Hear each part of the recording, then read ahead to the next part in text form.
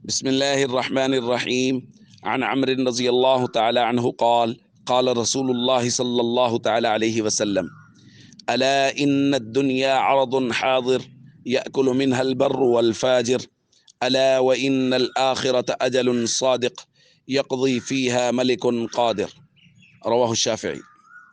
نبی کریم صلی اللہ علیہ وسلم نے ارشاد فرمایا، خبردار، بے شک دنیا موجودہ ساز و سامان ہے جس سے نیک و بد سب کھا رہے ہیں، اور فرمایا خبردار، بے شک آخرت ایک اٹل حقیقت اور سچا وعدہ ہے جس کے اندر قادر مطلق ذات اور بادشاہ ذات فیصلہ فرمائیں گے۔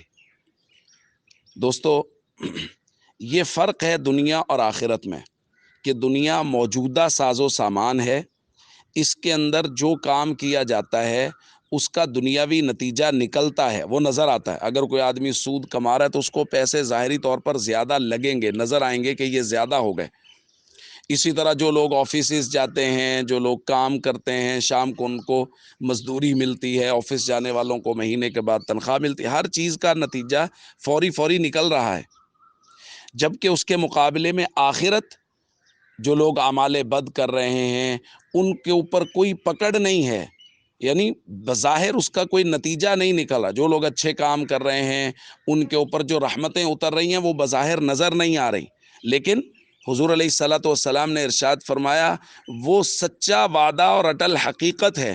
ایک سچے مسلمان کا ایمان اس کو مجبور کرتا ہے اس بات پر کہ ظاہری طور پہ نظر آنے والی دنیا تو جھوٹی ہو سکتی ہے، لیکن محمد کریم صلی اللہ علیہ وسلم کا فرمان جھوٹا نہیں ہو سکتا۔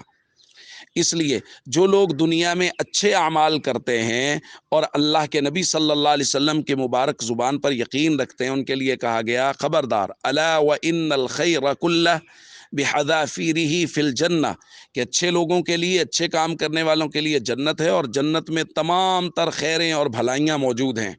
اور جو لوگ برے کام کرتے ہیں ان کو پوری طرح سے یقین نہیں ہے، ان کے بارے میں فرمایا الا وان الشر کلہ بحذافیرہ فی النار، کہ تم لوگ جہنم والا کام کر رہے ہو، اور شر سارے کا سارا اپنی تمام تر خصوصیات کے ساتھ وہ شر جہنم کے اندر ہے۔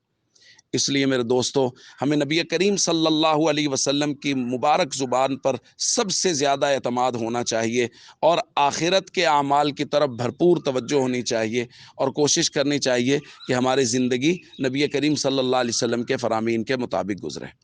السلام علیکم ورحمۃ اللہ وبرکاتہ۔